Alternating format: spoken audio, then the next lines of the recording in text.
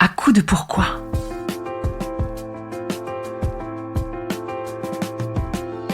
Écoutez bien. Ici, les spécialistes de la résilience, les survivants du cancer, vous racontez leur traversée, leurs chocs, leurs peurs, leurs espoirs et leurs choix face à cette maladie qui les transformera à tout jamais.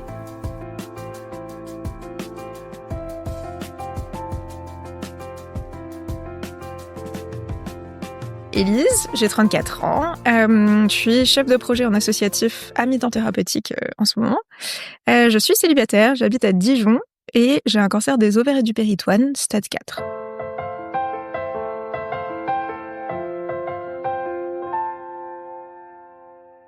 Bonjour Élise.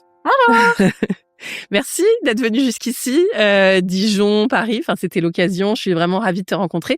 Il se trouve que on se rencontre via une de tes amies que j'ai rencontrée en faisant une sorte de conférence sur la santé mentale. C'est elle qui nous a rapprochés l'une de l'autre.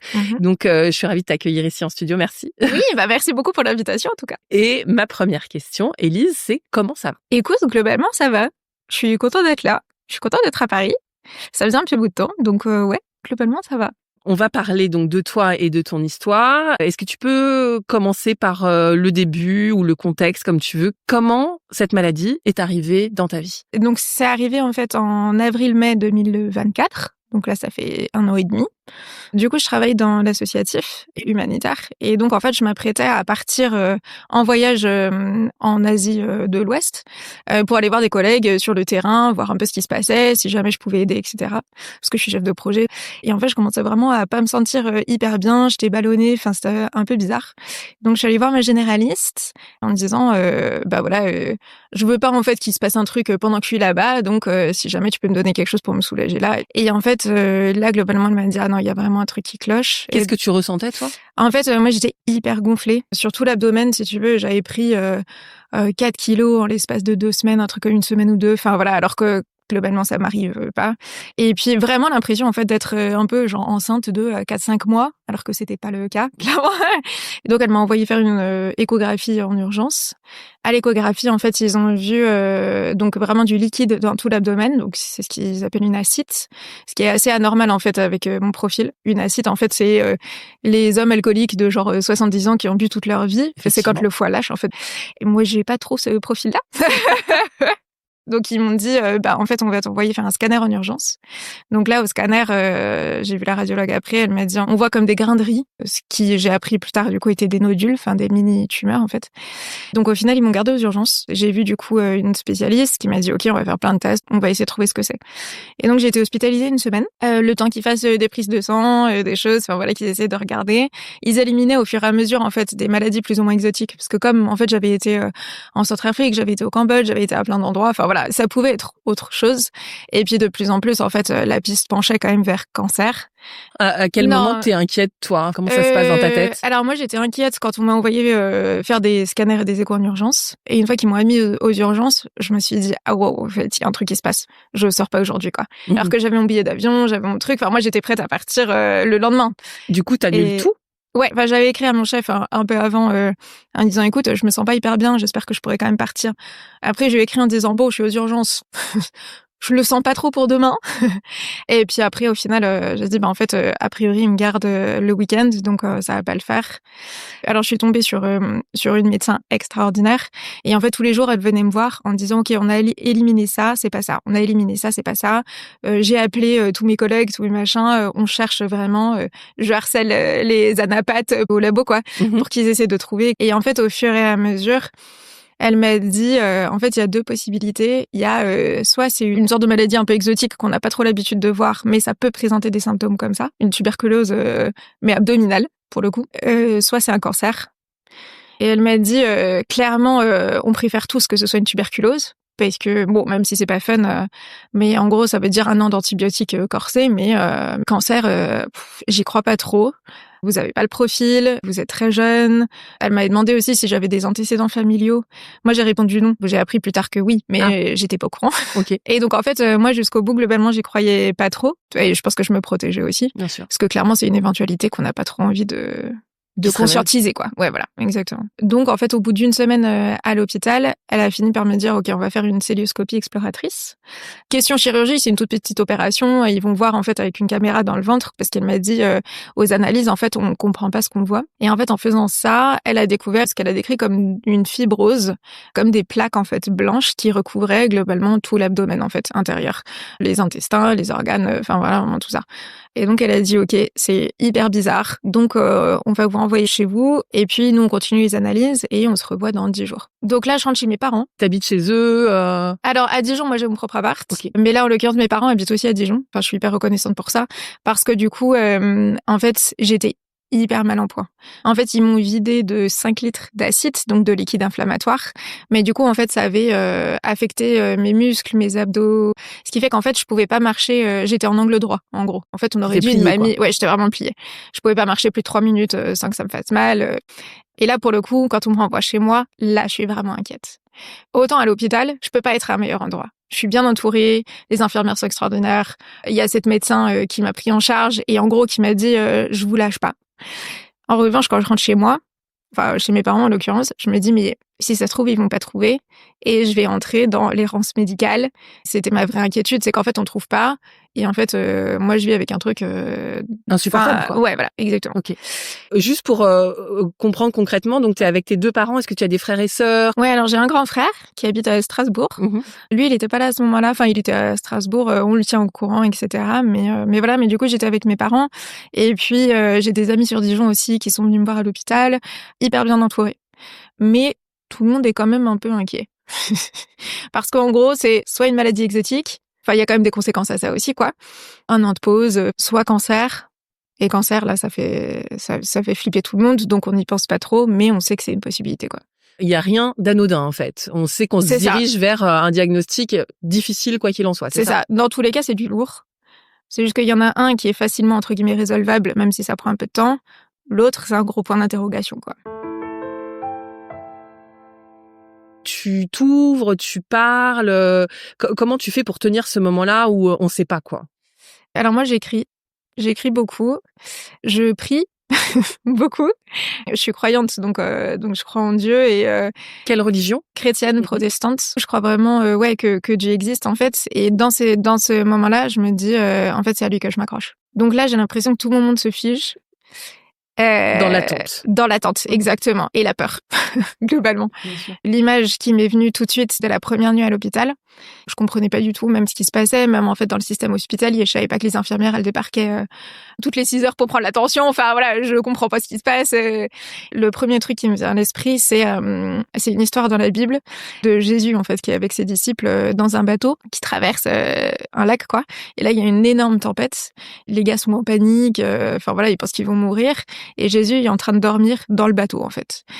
Ce qui n'a aucun sens. Et les disciples, ils viennent le réveiller en disant « Mais Jésus, pourquoi tu dors? Qu'est-ce qui se passe? Enfin, tu vois pas qu'on est en train de mourir ?» Voilà. Et en fait, Jésus, du coup, calme la tempête. Et leur dit « Mais vous avez pas la foi ?» Et là, en fait, tout le monde le regarde un peu émerveillé, ébahi et un peu peur aussi, quoi. En voyant, en fait, ce gars qui parle au vent, qui parle aux vagues et qui les calme, en fait. C'est cette histoire qui m'est venue en tête, avec un peu ce sentiment d'apaisement de « c'est ok en fait, tu peux dormir dans le bateau, je suis au contrôle, je sais exactement ce qui se passe ». Tu es croyante depuis avant la maladie. Enfin, c'est quelque chose qui est présent pour toi depuis toujours, j'imagine. C'est ça, c'est pas parce que tu as été malade que tu as développé ça. Non, je suis croyante depuis toujours. Je pense que ça s'est réaffirmé en fait à des moments un peu clés de ma vie. Quand j'étais petite, quand j'étais ado, quand je suis partie faire mes études. Enfin, il y a eu des moments charnières qui ont vraiment en fait réaffirmé et ancré ma foi. Et juste la certitude, en fait, pour moi en tout cas, que Dieu existe et que c'est lui en fait le rocher. Enfin, c'est une ancre quoi, vraiment, auquel on peut s'accrocher en toutes circonstances. Ouais. Donc là, je passe une semaine du coup, chez mes parents. Semaine très très difficile. Je douille à mort. Je suis hyper fatiguée. J'ai toujours le ventre hyper gonflé. Je mets 1h30 pour me lever de mon lit. Très incapacitée. Et juste en fait la peur quoi, de l'incertitude, de l'attente, de je sais pas ce que c'est, mais en tout cas je douille. Et puis, en fait, en discutant avec des amis, elles me disent, mais en fait, mais si t'as tellement mal, rappelle-la. Parce que normalement, je la vois le lundi d'après. Peut-être qu'elle peut te donner un truc plus fort. Et c'était la première fois, en fait, de ma vie que j'avais des douleurs comme ça où, tu sais, tu regardes les minutes pour dire, OK, quand est-ce que je peux prendre le prochain, quoi. Ouais, bien sûr. Et du coup, en fait, je rappelle le bureau, j'ai sa secrétaire en disant, écoutez, là, vraiment, ça va pas. Et là, la secrétaire me propose, me dire, est-ce que vous voulez la revoir si je peux trouver un créneau plus tôt? Je dis, ah bah oui. Parfait. Et donc, en fait, elle me dit, demain soir, je peux libérer un créneau, est-ce que ça vous va? Ah nickel, trop bien. Et donc là, j'arrive dans son bureau et elle me regarde, elle me dit, bon, j'ai vos résultats, c'est pas des bonnes nouvelles, c'est un cancer. T'es toute seule. Là, je suis toute seule, ma mère est en salle d'attente. Je voulais entendre les infos déjà toute seule. Je suis quelqu'un à la base de très empathique. Et là, je me suis dit, non, en fait, les enjeux sont trop importants. Je peux pas prendre quelqu'un d'autre en compte. Allez-y, dites-moi, quoi. Si elle t'avait annoncé avec ta mère, t'aurais pensé à ta mère avant toi, finalement. C'est ça, ouais, exactement. Comment ça se passe? C'est le temps d'encaisser, quoi. Puis bon, est-ce qu'on encaisse jamais vraiment? Je sais pas. C'est la question. Ouais, c'est ça. Je sais pas, c'est hyper tranchant, quoi. Enfin, ça tombe vraiment comme un verdict hyper violent. Elle m'explique que c'est un cancer du péritoine. C'est une enveloppe, en gros, autour des organes dans l'abdomen. Et elle me dit, en fait, votre cancer, il se situe dans tous les feuillets du péritoine, comme une sorte de millefeuille. En fait, vous, c'est là. C'est d'origine ovarienne. Donc, elle me dit, c'est grave, mais on va agir vite. Il y a des traitements disponibles. On va faire ce qu'il faut. J'avais compris que c'est une chirurgienne, quoi. C'est une femme d'action. Que globalement, quand elle a un objectif, elle y va. Donc ça, pour moi, c'était rassurant de voir qu'en tout cas, elle avait un plan. Et puis après, en fait, elle a commencé à le mettre en œuvre sous mes yeux, quoi. Elle a fait toutes les démarches administratives pour me déclarer en ALD. Elle a appelé sa collègue oncologue pour me dire, écoute, est-ce que tu peux la prendre dès demain? Enfin voilà, vraiment en mode urgence, quoi. Pour moi, c'était rassurant dans l'état de choc un peu dans lequel j'étais. Et en fait, mon tic, parce que j'avais les cheveux, j'avais un carré mi-long, et j'avais les cheveux attachés. Et mon tic, en fait, c'était de me prendre la queue de cheval. Et là, elle me regarde, elle me dit, oui, alors, la première étape, c'est la chimiothérapie. Vous allez perdre vos cheveux. C'est bête, hein, mais c'est à ce moment-là, en fait, que les larmes sont montées pour la première fois. Oh wow, ok. On a beau entendre, en fait, c'est grave, enfin voilà. Mais là, du coup, c'est les conséquences qui sont visibles, quoi. Et là, il y a toutes les séries, les films, enfin voilà, où on voit des gens qui sont atteints de cancer et la tête qu'ils ont. Et là, je me dis, oh mince, je vais être dans cette catégorie-là, quoi. Je vais ressembler à ça, chaud. C'est un marqueur de la maladie pour tout l'extérieur. C'est-à-dire que c'est pas possible de se cacher de ça. C'est ce qu'on présente aux yeux du monde. C'est pour ça que c'est si difficile, cette histoire de cheveux, en fait. Ouais. Alors qu'on se dit, mais c'est très bizarre de s'accrocher à ça, alors que finalement, c'est notre vie qui est en jeu. Mais c'est ce que tout le monde voit, quoi. C'est ça. C'est comme une identité, en fait, c'est ça. De malade, quoi. C'est une nouvelle étiquette, en fait, pour le coup. Je me dis, je vais avoir une tête de malade. Je vais pas pouvoir me cacher. C'est la première chose que tout le monde va voir. Là, ça va être, ah mince, elle a un cancer. Tout ça, en fait, je l'ai pas forcément conscientisé sur le moment, mais en gros, c'était un peu ça. C'était mince, ouais, je vais avoir une tête de malade, quoi. Et donc, je deviens malade. Ouais, c'est ça, exactement. Ouais, ça, je me le dis après. Mais et en fait, ça va être mon rapport au monde maintenant. Tout ça dans la même consulte, hein. Voilà. Okay. Donc là, elle m'explique les différentes étapes. Mais elle me dit la meilleure stratégie, en fait, dans ce type de cancer, c'est la chirurgie. En fait, on va déjà commencer par de la chimiothérapie pour essayer de tuer le maximum de cellules cancéreuses, pour le réduire au maximum, pour qu'ensuite je puisse faire une chirurgie pour enlever tout ce qui reste. Et puis ensuite, vous aurez en fait encore de la chimiothérapie pour éliminer toutes les cellules qui sont pas visibles forcément, mais qui restent pour nettoyer un peu derrière. Chimiothérapie, ça me fait très peur parce qu'encore une fois, je vois tout ce que ça représente. Je vois les gens dans les séries qui vomissent, qui passent en situation de dénutrition, enfin tout ça, quoi. Et je me dis, à aucun moment c'est moi, en fait. À quel moment ça m'arrive à moi, quoi? C'est quoi le délire, en fait? Et elle m'explique aussi quand même que c'est un cancer rare et que globalement, normalement, ça affecte les femmes de plus de 65 ans. Que moi, j'ai 34 ans. Et que c'est pour ça, en fait, que le diagnostic a mis un peu de temps, entre guillemets, même si ça a été hyper rapide au final, mais je colle pas au profil, quoi. Il y a des tests génétiques à faire aussi pour vérifier des choses parce que c'est pas très cohérent quand même. Et là, elle te raccompagne. Et donc, tu retrouves ta mère. Donc ma mère était en salle d'attente, effectivement. Là, je la retrouve. Je passe par le secrétariat. Et la secrétaire est adorable. Et en fait, elle me donne tous les papiers. Et je pense qu'elle voit que j'ai le regard un peu vague. Parce qu'en fait, elle me surligne tout. Et là, j'ose pas regarder ma mère, en fait. Comment on annonce ça à ses proches, en fait? Je pense elle comprend parce qu'elle savait que c'était une possibilité. Et qu'en fait, elle a entendu rendez-vous avec l'oncologue. Donc, elle sait. On repart avec tout ça. Moi, je suis un peu en état de choc, quoi. On rentre dans l'ascenseur. Et puis, pour retourner au parking, et elle me dit, est-ce que tu veux qu'on en parle? Je dis non. Je préfère qu'on attende d'arriver à la maison pour que je puisse le dire à mon père et ma mère en même temps. Parce que c'est pas le genre de truc qu'on a envie de répéter, quoi. 2 fois. Ouais. Et mon père, il a un côté très réconfortant. J'ai envie de pouvoir le dire à un moment donné où je sais que mon père sera là pour me faire un câlin, quoi. Très bien. S'ensuit donc l'ascenseur, le parking, le trajet. Et là, t'es encore seule avec ça, quoi. Honnêtement, je m'en souviens pas beaucoup. Je regarde par la fenêtre. Je pense qu'il y a les larmes qui coulent toutes seules. Je crois que je continue à m'accrocher un peu à mes cheveux en me disant mince, bientôt ils seront plus là. Et puis, je crois que je me répète aussi, juste très pragmatiquement parlant, toutes les étapes, en fait. Ok, c'est quoi la prochaine étape? Que je rate rien, quoi. T'ancrer dans le concret, peut-être. Oui, et puis en fait, ça renvoie, c'est mon fonctionnement habituel. Je suis chef de projet. C'est quoi le plan? C'est quoi les étapes? Soudainement, je deviens le projet, entre guillemets. Je suis l'objet du plan. Donc voilà, je me raccroche à ça, à ce que je sais faire, en fait. Jusqu'à ce que tu rejoignes donc tes 2 parents. Ouais, on s'assoit. Et on dit, voilà, c'est pas des bonnes nouvelles, c'est un cancer. Je crois que c'est aussi simple que ça. Je vois mon père qui commence à pleurer, quoi. Je crois que sa première réaction, c'est « Oh non !» Ma mère aussi. Puis là, du coup, c'est un câlin familial, quoi. C'est le pire scénario.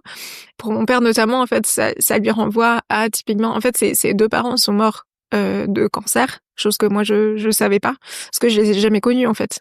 Et donc, pour lui, je pense que c'est c'est des peurs aussi qui remontent. Vous êtes ensemble. C'est ça la ressource au départ, c'est la famille. Oui, parce que je me sens vraiment pris en charge niveau médical, parce qu'en fait, tous mes prochains rendez-vous, ils sont pris.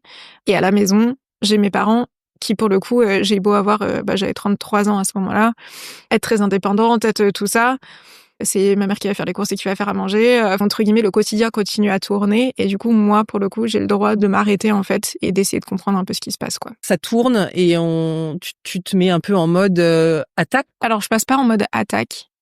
Action plutôt, plus que attaque, c'est action. C'est ok. Moi, mon rôle, c'est de faire ça, ça, ça, ça et ça. En gros, c'est de louper aucun rendez-vous, c'est d'arriver à l'heure, c'est de savoir comment j'y vais, c'est de faire toutes les prises de sang nécessaires. Mais le plus dur en soi, c'est pas ça. Le plus dur, c'est donc le jeudi, je l'annonce à mes parents, j'appelle mon frère. Enfin, on appelle mon frère, donc on lui annonce aussi. Moment difficile. Et là, j'ai dit ok, ça suffit pour ce soir. On va dormir, mais demain, faudra l'annoncer à mes amis, en fait. S'ensuit tout un week-end, en fait, où je contacte en gros les cercles les plus proches. En fait, il faut que je le raconte à chaque fois. Et en même temps, je me dis, je pense que c'est un truc qui m'a aidé aussi à l'ancrer moi-même, en fait, à l'internaliser aussi et de se dire, ah oui, c'est une réalité. C'est fou ce que je vois dans tes yeux, c'est fou parce que je me dis, t'as vécu énormément de choses entre ce diagnostic de cancer et aujourd'hui. Ça s'est passé comme ça. Chimio, chirurgie, raconte-nous les grandes lignes jusqu'ici, ce qui t'a le plus marqué. Je rencontre mon oncologue, ça m'a beaucoup rassurée parce que je découvre une femme relativement jeune qui en fait a beaucoup d'empathie aussi. Ce qui me rassure beaucoup parce que j'avais un peu cette image des médecins très distants, très froids et j'avais peur en fait juste qu'on m'annonce un protocole médical sans me prendre en compte moi quoi. Et c'est pas du tout le cas. Donc ensuite j'ai une première consultation avec une infirmière aussi du service et elle me montre l'hôpital de jour où en gros se passent les chimios. Là c'est compliqué parce qu'en fait je réalise que je vais être dans un de ces fauteuils et je vais être une de ces personnes qui sont branchées. Ah oui, c'est moi qui suis malade en fait. Ça me concerne moi en fait. Et là, c'est ma santé. Le monde médical, c'est un monde que je connais pas du tout. La semaine prochaine, c'est moi qui suis là, quoi. Deuxième moment très compliqué, c'est pas tant la pose de la jambe implantable, c'est au réveil. Où là, je décompense complet, quoi. Je crois que je dois pleurer pendant genre une demi-heure sans m'arrêter. Je suis tombée sur une infirmière qui était au top et qui me demande du coup pourquoi ou comment, enfin voilà, qu'est-ce qui se passe. Et en fait, dans ma tête, je réalise que c'est vrai, quoi. Et en plus, maintenant, j'ai un truc physique pour me le rappeler. chambre implantable, c'est petit, hein, enfin voilà. Mais je sais que c'est sous ma clavicule, je sais que c'est posé, je sais que c'est posé pendant 5 ans et que globalement, c'est ce qui va m'accompagner. En fait, c'est là que ça devient vraiment réel pour moi. Chaque pas, chaque marche fait exister davantage et te montre que c'est vrai. Exactement. Je réalise aussi que ça va changer ma vie. Alors qu'avant, du coup, c'était un diagnostic, c'était des informations. Là, c'est un truc qui est ancré littéralement dans mon corps, quoi. Et qu'en fait, ça a des conséquences sur toute ma vie. En fait, j'ai été hospitalisée fin avril. Le diagnostic, du coup, c'était le 2 mai. La pause de la chambre implantable, c'était 1 semaine après. Et normalement, en fait, le mois de mai, c'était mon mois de congé et de trucs fun. J'avais un concert de prévu que j'attendais depuis 1 an avec des copines. Ça allait être un gros truc. Enfin, voilà, trop contente. Et j'avais un voyage en Écosse pour aller voir d'autres amis et on avait prévu depuis hyper longtemps. Enfin, voilà, gros truc. Et là, en fait, je suis en train de me rendre compte, genre, je vais pas pouvoir y aller. Grosse peur aussi de décevoir mes amis, parce que au-delà en fait du diagnostic, c'est pareil pour elles, c'est pas réel non plus. Enfin, c'est un peu surréaliste comme truc. Mais là, du coup, en fait, c'est les premiers éléments concrets ça veut dire qu'il faut que j'annule les trucs trop cool qu'on avait prévus ensemble. Et je pense qu'il y a une peur au fond de moi aussi de se dire, mince, je vais être une amie boulet, une amie qui coûte finalement plutôt que l'amie avec qui on peut planifier des choses, on peut faire des trucs cool, etc. Mais encore une fois, je vais être alitée, je vais être en traitement, je suis malade en fait. Est-ce qu'elles voudront encore de moi, quoi? La réponse est oui. Ouf. Mais sur le coup, clair. On se la pose cette question. Mais sur le coup, en fait, il y a toutes ces peurs-là, en fait, qui reviennent d'un coup. Et donc, ça se passe en salle de réveil où là, c'est vraiment la réalité. Je me réveille avec cette nouvelle réalité auquel il faut que je fasse face. Après, du coup, donc globalement, je fais 3 chimios. Physiquement, ça se passe plutôt bien. Émotionnellement, très compliqué. Chaque chimio, c'est un combat. J'ai pas envie d'y aller. Je pleure à chaque fois. Et puis c'est très très long, j'ai un protocole qui est très très long. C'est un hôpital de jour, mais je suis la première arrivée quasiment et la dernière partie, quoi. Et je suis systématiquement la plus jeune. Bien sûr. Voilà, j'en doute pas. Et donc tu perds tes cheveux. Ah oui, c'est dur parce que c'est l'image de soi. Mes cheveux que je retrouve sur ma brosse, horrible. À chaque coup de brosse, en fait, c'est une partie de moi qui s'en va, quoi. Avec ça, pareil, je suis toujours courbée, je peux toujours pas me relever complètement, je peux toujours pas marcher, enfin voilà. Et en fait, j'ai l'impression, quand je regarde dans le miroir, ce que je faisais pas beaucoup, je vois une femme de 85 ans, quoi. À quel moment, en fait, j'ai 33 ans, je voyageais, je faisais un pays par mois, je voyageais à travers le monde. À quel moment je me retrouve dans cet état-là? Qu'est-ce qui s'est passé, quoi? Et donc ça, c'est un côté un peu surréaliste. Jusqu'à ce que donc je perds beaucoup mes cheveux. Donc j'avais acheté des chapeaux, des bonnets, enfin voilà, tout le parcours un peu classique, quoi. On avait essayé de rendre ça entre guillemets un peu fun. J'avais été une fois avec ma mère, j'avais essayé plusieurs trucs. J'avais été avec des amis en fait, plutôt en mode qu'est-ce quoi mon style, ça va être quoi mon nouveau style, quoi. J'avais décidé très rapidement que je voulais pas de perruque. Pour moi, c'était pas agréable et c'était pas moi. Et en fait, dès le début, il y a vraiment ce côté-là aussi de dire non, mais en fait, tu vas pas te cacher derrière une perruque. Tu vas assumer jusqu'au bout, en fait. Alors, ça veut pas dire forcément se balader dans la rue crâne nu, même s'il y a plein de femmes qui le font et je trouve ça extraordinaire. Mais voilà, du coup, je mettais des bonnets, des casquettes et tout ça. Mais il y avait vraiment ce côté-là de, tu sais quoi, tu vas vivre avec ta réalité, en fait. Et tu vas assumer aussi. Mais moi aussi, j'avais cette sensation un peu que c'était planqué finalement, oui. La réalité, et que ça faisait pas du bien de planquer, en fait. En tout cas, moi, ça allait pas m'aider. Donc, je me suis dit, si ça t'aide pas, tu fais pas. Ah oui, j'avais fait un premier TAP scan aussi pour voir un peu, en fait, où était la maladie, etc. Et en fait, il m'avait découvert un ganglion au niveau de la clavicule.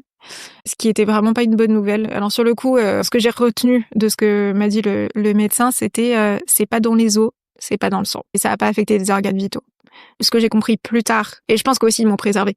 C'était assez, quoi. Ouais. Voilà, on m'avait dit, globalement, j'avais plus ou moins compris, c'était cancer stade 3, plus, quoi, avec un ganglion. Et là, on m'a dit, chimio, ça va virer les ganglions. Ganglion dans la clavicule, ça veut dire que ça a déjà fait tout le trajet à travers le thorax, à travers tout ça, enfin voilà. Et le but, c'est que ce soit aussi localisé que possible pour qu'ensuite on puisse l'enlever à la chirurgie. Go, on y va, ça va fonctionner, c'est le plan, quoi. Au bout de 3 chimios, 2e PET scan, pour voir où ça en est.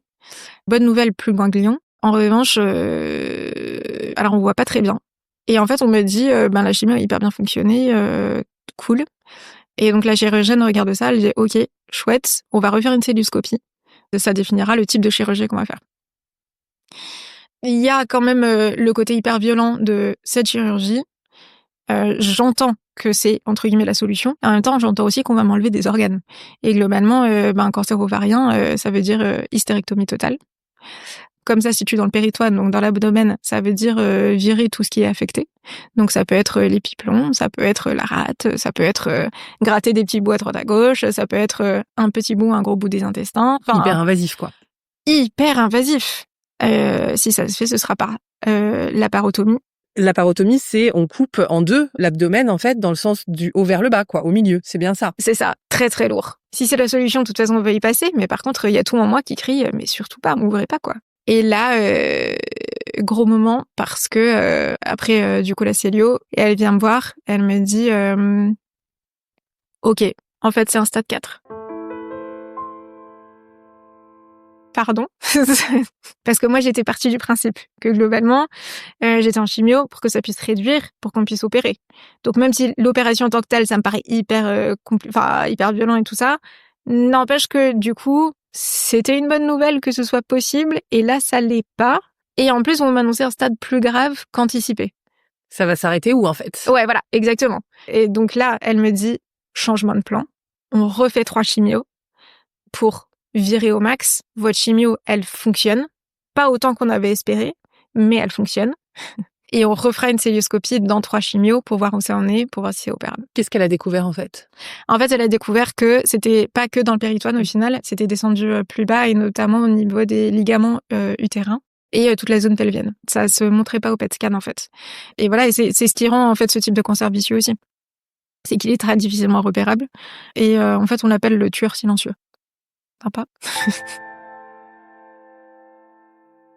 Les plans B, c'est que le plan A marche pas. Hein. Globalement, plan B, c'est jamais une très bonne nouvelle.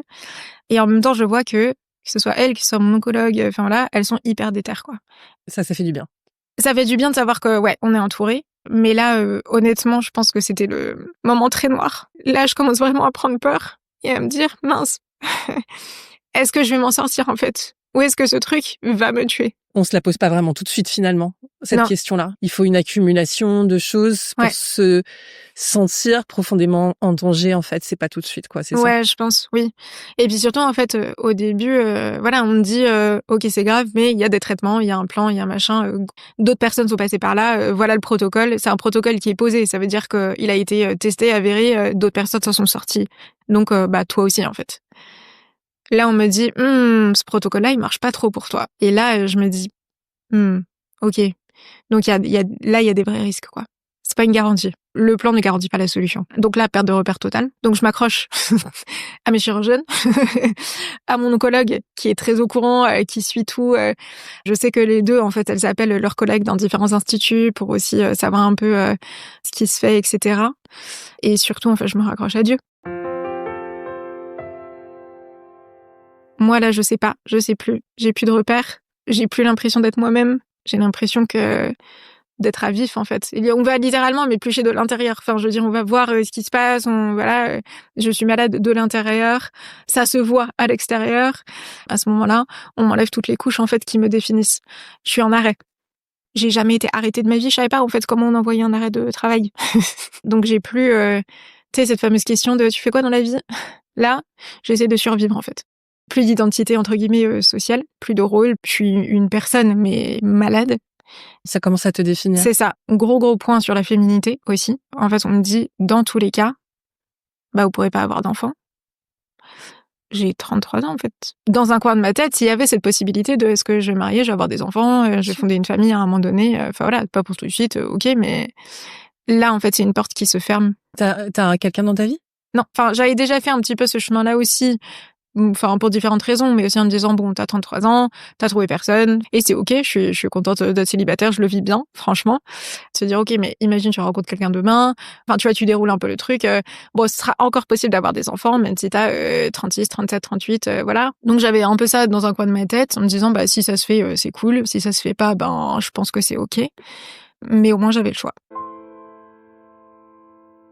Fun fact, pardon, je fais pas de politique, mais ça tombe au même moment que toute cette histoire aussi de réarmement démographique et tout ça et tout ça. D'accord. Voilà. Et du coup, en fait, il y a un petit côté cynique de moi qui me dit, si on mettait autant d'argent dans les recherches de cancer gynécologique, qu'est-ce que vous faites à côté?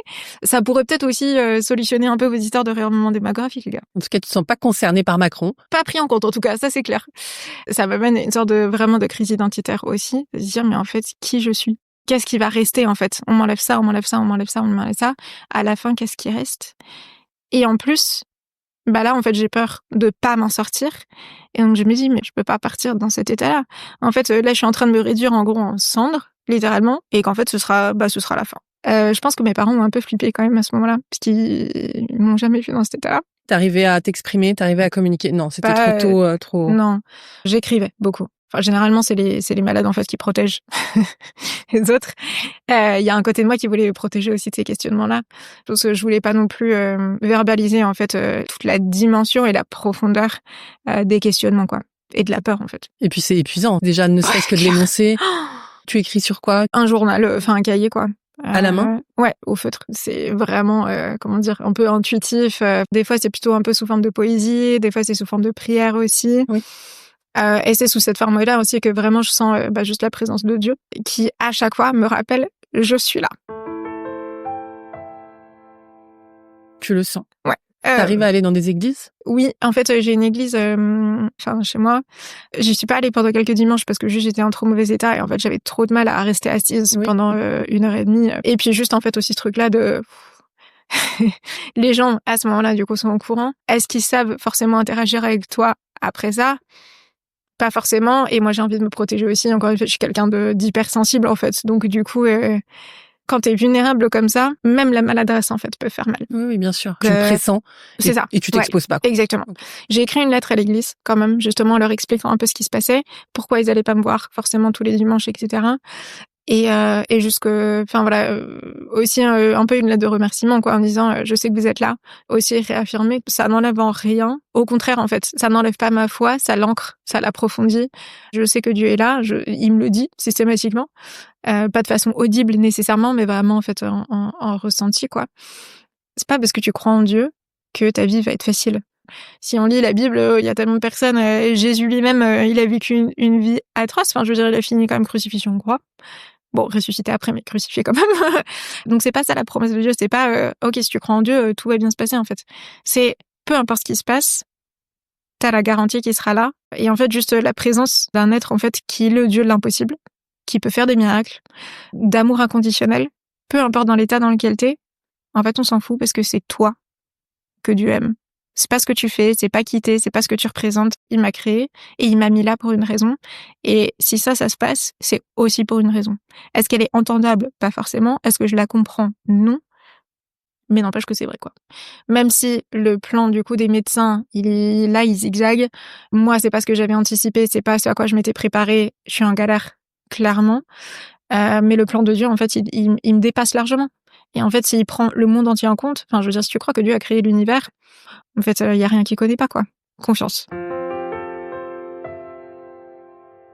Donc ça t'aide à ce moment-là? Ouais. Là, on parle de été 2024, toujours? Été 2024, ouais. Il s'est passé 1 an, où tu en es? Donc, je refais 3 chimiothérapies. On refait une cœlioscopie. Et le truc, c'est que là, c'est un peu la cœlioscopie de la dernière chance. Et là, en fait, on tranchera pour si c'est opérable ou non. Ma chirurgien et mon oncologue essaient de me préparer à l'idée il y a une possibilité que ce soit pas opérable. Et qu'est-ce que ça veut dire? Vivre avec la maladie, en fait. Pour moi, vivre avec le cancer, c'est complètement antinomique. Enfin, ça n'existe pas. C'est une réalité pour moi que je comprends vraiment pas. Cœlioscopie. Là, elle me dit, OK, ça a bien réduit, mais ça reste compliqué. Je vais conférer avec des collègues, etc. 2 semaines d'attente, c'est interminable. Parce que pour moi, en fait, ce coup de fil, il va me dire si je vais vivre ou mourir. J'écris des poèmes sur l'attente. Je pense que je me retire un peu du monde parce que il faut que je me centre. Même si physiquement, en fait, je vais mieux. Du coup, je suis retournée dans mon appartement, je peux vivre en autonomie. Je suis très, très fatiguée à cause des chimios. Émotionnellement, très, très compliqué. Elle me rappelle 2 semaines plus tard et là, elle me dit la chirurgie va pas pouvoir se faire. Si on y allait, on sait pas où on s'arrête. Donc, vous passez en gros en catégorie stade 4 cancer chronique, quoi. C'était un moment particulier, gros down, vraiment, parce que je me dis, mais en fait, je vais mourir. On sait pas quand, On me dit juste que mon espérance de vie va être réduite, mais on me donne pas de chiffres. Parce qu'au final, en fait, les statistiques, dans mon cas, sont pas représentatives. Parce que je suis dans les moins de 1%. Donc, en fait, on sait pas, mais espérance de vie réduite. Et par contre, il faudra vivre avec un cancer. En fait, les traitements, ça devient, entre guillemets, vie courante. Et c'est ce qui, vous maintient en vie. Et donc, à ce moment-là, du coup, on me dit, donc, vous aurez 2 chimios supplémentaires. Là, c'est pour, limiter les dégâts. Il y a même plus le OK, j'y vais parce que je sais que ça va tout virer. Donc il y a aussi un petit côté tout ça pour ça quoi. Qui est quand même très compliqué à avaler. Et en même temps, gros soulagement de pas me faire opérer en réalité parce que la parotomie, tout ça moi énorme quoi. Énorme. Et 3 semaines plus tard, je fête mon anniversaire. 34. Du coup 34. Donc il y a un côté vraiment genre on y va franchement parce que j'étais pas sûre de voir cet anniversaire. Depuis 6 mois, c'est le truc en fait où je me dis, je sais pas si je vais pouvoir le fêter. Et là, c'était le cas. C'est vraiment cool. Pareil pour Noël. Maintenant, le protocole il est annoncé, c'est 2 chimios et ensuite on passe sur un autre traitement dit de maintenance qui vise en fait à mettre le cancer sous cloche, en gros, pour éviter en fait qu'il se diffuse ailleurs. Et donc du coup, je commence ce nouveau traitement en janvier 2025. En gros, ça va être des perfusions toutes les 3 semaines. Beaucoup moins lourde que les chimios, beaucoup moins longue aussi, ce qui est quand même vraiment pas anodin. Et puis de la thérapie ciblée orale, donc 2 fois par jour, des pilules à prendre matin et soir. On me dit, en gros, tu seras dessus tant que ça fonctionne. Donc, du coup, ce traitement-là, qui fonctionne bien, je vois tous mes marqueurs baisser, ce qui est top. Même baisser encore plus, en fait, que ce que mon oncologue avait envisagé. Donc, trop bien, trop contente, hyper rassurant. Moi, je vois que je récupère aussi de l'énergie, je récupère... franchement, t'as l'air hyper bien. Hein. Merci. Élise, je l'ai devant moi, je te trouve en forme, une super peau, tu vois... non, mais c'est ça... Et encore que... Mais mes cheveux repoussent. Excellent. Mon frère se marie et en fait c'était ma seule prière, c'était que j'ai des cheveux pour les photos de mariage et c'est le cas, donc trop contente. Je me remets à bouger, je me remets à voyager et en juin, petit breakdown parce que pour la première fois mes marqueurs stagnent. Peur. Ensuite depuis juin, juillet, ça commence à monter, août ça monte, septembre ça se confirme, récidive. Enfin, récidive sans rémission. Mais il y a pas d'autres mots, en fait, donc rechute, je sais pas comment dire. Mais en gros, le cancer se redéveloppe. Mon traitement actuel ne fonctionne plus. Qu'est-ce qui se passe maintenant, en fait? Du coup, il y a quelques semaines, mon oncologue m'a envoyé à Paris, justement, dans un centre de recherche, pour voir un peu quelles étaient les meilleures possibilités. Essais cliniques ou d'autres. Là, on me dit que en fait, les essais cliniques, c'est pas pour tout de suite. Tant que le cancer est réactif aux chimios, on va continuer avec les chimios. Et puis, potentiellement, justement, un essai clinique après pour un autre traitement de maintenance. Comme celui que j'ai actuellement, en fait, il fonctionne plus. Il faudra passer sur autre chose. Il y a rien sur le marché, en l'occurrence. Donc, peut-être un essai clinique à ce moment-là. Donc là, je redémarre les chimios jeudi. Et la raison pour laquelle je suis à Paris, c'est justement pour... il faut que je retourne en fait dans ce centre de recherche pour voir en fait s'il y a des essais cliniques pour lesquels je suis éligible pour après. Donc ça veut dire qu'à partir de jeudi, tu reprends les chimios à Dijon ? À Dijon, ouais, du coup. Là, c'est tous les mois. Est-ce qu'il y a une incidence pour les cheveux ? Normalement, je garde mes cheveux. Ok. Donc ça, c'est un gros soulagement déjà. Je prie. C'est reparti sur autre chose. C'est reparti sur autre chose. Il va falloir s'adapter, etc. C'est ça. Merci de nous avoir raconté tout ça. Enfin, je suis hyper heureuse et émue d'entendre ton témoignage. Et moi, il y a des questions qui me taraudent énormément. C'est pour ça que je fais ce podcast, et notamment la peur. T'as eu peur ? T'as peur ? Qu'est-ce que tu mettrais comme mot là-dessus et comment tu fais ? Je pense que c'est pas tant la peur de mourir. En fait, c'est la peur de ce qui arrive, enfin, de ce qui viendrait avant. C'est-à-dire dans quel état je serais avant. Et de ce que ça a à faire à mes proches. La peur de mourir en tant que telle, en fait, c'est choquant parce que ça devient une réalité. Alors que, à la base, personnellement, j'étais partie sur l'idée des 82 ans, 85 ans. Voilà. Normal, en fait. Ouais, c'est ça. Et puis là, on me dit espérance de vie réduite, de ce que j'en lis et de ce que j'en comprends. Mes 40 ans, j'ai pas beaucoup de chance de les voir. S'il y a un miracle, tant mieux. Et est-ce que tu penses à la recherche, toi ? Est-ce que tu t'accroches à ça ? Enfin, oui. Clairement, il y a de la recherche, il y a des choses qui avancent. Moi, j'ai bénéficié d'une thérapie ciblée qui n'existait pas il y a 3 ans. Donc, truc de fou. J'aurais eu ce diagnostic il y a 10 ans. J'aurais fait 6 mois, 1 an, même pas. Là, ça fait 1 an et demi, je suis toujours là. Je suis plutôt en forme. Clairement, il y a des avancées et je remercie toutes les personnes qui s'investissent là-dedans parce que c'est hallucinant et ça donne vraiment de l'espoir. Et en même temps, en fait, j'ose pas trop espérer non plus parce que justement, en fait, les ascenseurs émotionnels, je les ai déjà vécus. Donc maintenant, je me dis, ce qui sera disponible sera disponible. Si ça l'est pas, ça l'est pas. C'est de l'acceptation. Je pense. Mmh. C'est ça qui te fait le plus de bien. L'espoir, en fait, c'est même too much, hein, c'est ça? C'est un risque. C'est un risque, ouais. Après, je suis pas résignée. Je suis pas dans le fatalisme. Je me dis, de toute façon, effectivement, on va tous mourir un jour. Moi, ce sera peut-être plus tôt que ce que personnellement j'avais prévu. En même temps, mais encore une fois, je reviens sur Dieu, quoi. Et me dire, lui, il sait exactement, en fait. Il sait exactement le nombre de cheveux qu'on a sur la tête. En l'occurrence, c'est à un moment donné 0, mais maintenant beaucoup plus. Et il sait exactement nos nombres de jours. Il m'a créé ici, à ce moment-là, à cet endroit-là, pour une raison que je comprends et que je ne comprends pas à la fois. Et s'il me reprend à un moment donné, ce sera le bon moment dans son plan qui est parfait. Donc même si moi, je comprends pas tout, peut-être que j'aimerais que ce soit plus long ou moins long, voilà, lui, il sait. Et comme c'est un Dieu bon, c'est ce qu'il y a de meilleur pour moi. Donc je me réfugie là-dedans. Confiance, encore une fois. La question du podcast, est-ce que cette épreuve t'a transformée? Est-ce qu'il y a un sens à ça? Je pense que oui. J'aurais pas la prétention de l'avoir trouvé nécessairement. Je pense que j'ai des petits aperçus. Et ça, c'est vraiment, je pense, une grâce de Dieu, en fait, qui me donne des petits aperçus de regarde, en fait, l'impact que ça a. Alors, à la base, je me disais, du coup, c'est pour les autres. Il y a quelque chose, en fait, à apprendre. Ce qui m'a poussée, justement, à en parler, à partager, à écrire. Genre, un compte Insta, je partage des textes un peu sous forme de poésie, de choses comme ça. J'ai eu l'occasion de raconter mon histoire à un rassemblement de jeunes à un moment donné, où du coup c'était 3000 jeunes. Et en fait, j'ai eu tellement de retours comme quoi c'était encourageant, que c'était impactant, etc. Je me dis, ok, je pense que ça fait partie des raisons. Même en fait, dans des situations compliquées, c'est pas un happy end. On sait pas comment ça va se terminer. C'est pas une histoire de guérison miraculeuse, etc. Mais en soi, c'est pas ce qu'il y a à apprendre. C'est plus comment tu vis, avec une menace de mort, entre guillemets, constante, mais avec la joie, en pouvant toujours faire preuve de bienveillance, en gardant en fait des activités même anodines, des petites choses et des grandes choses vraiment. Tout est important. Alors non, justement, tout n'est pas important. Et ça, c'est une grosse leçon. Et en fait, il y a tellement de trucs maintenant, je me dis, tu sais quoi, c'est pas grave.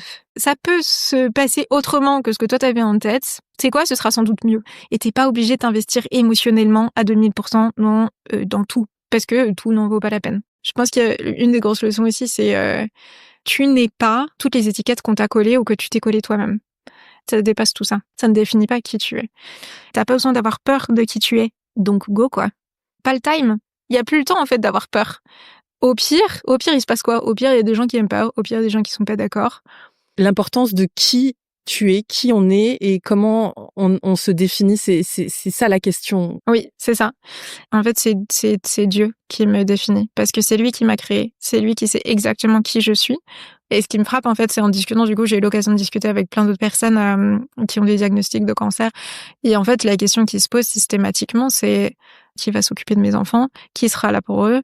On se définit beaucoup dans nos rapports à l'autre ou ce qu'on apporte au monde.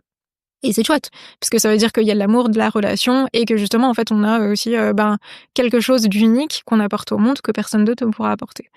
Et autant, je me dis, moi, je suis triste par avance, entre guillemets, du deuil que mes proches auront à faire. Et en même temps, c'est tellement un témoignage, en fait, de l'amour qu'on se porte mutuellement que du coup, il y a un côté très beau aussi là-dedans et que ça vaut la peine de vivre, vraiment. Parce qu'à un moment donné, tu vois, je me suis posé la question, oui, mais est-ce qu'il serait pas mieux, tu vois, si je me retire ou, ça fera moins mal. Mais en fait, non, parce que à ce moment-là, tu vis pourquoi, en fait? Enfin, je veux dire, si tu vis juste en te protégeant de tout ce qui pourrait te faire mal, tu vas pas faire grand-chose, quoi. En fait, moi, ma réponse à ça, c'est mais Dieu, il s'occupe aussi d'eux, de ma mère, de mon père, de mon frère, de mes amis, de mes filleuls, de toutes les personnes que j'aime. En fait, on sera tous OK. Il y a pas d'inquiétude à avoir. Et moi, pour le coup, quand je dis j'ai pas peur de la mort, j'ai peur du processus qui mène à la mort, d'être justement diminué, incapacité, de la douleur et tout ça. Ma conviction, en fait, c'est que la mort signifie ensuite que je serai auprès de Dieu. Et ça, c'est le meilleur endroit où on puisse être, en fait. Vis tant que t'es là, et une fois que tu le seras plus, en fait, tu verras quelque chose d'autre, d'encore meilleur. Et du coup, c'est OK. Confiance. Confiance. Merci tant. Merci Élise. Merci de ce que tu nous amènes dans À coup de pourquoi. C'est le premier épisode où on parle de foi. Merci beaucoup. Merci beaucoup à toi. Merci pour ton écoute et ouais, c'est chouette. C'était un chouette moment. Si cet épisode vous a plu, vous pouvez vraiment nous aider à le rendre plus visible en lui donnant 5 étoiles sur Apple Podcast et en rédigeant votre commentaire. Merci.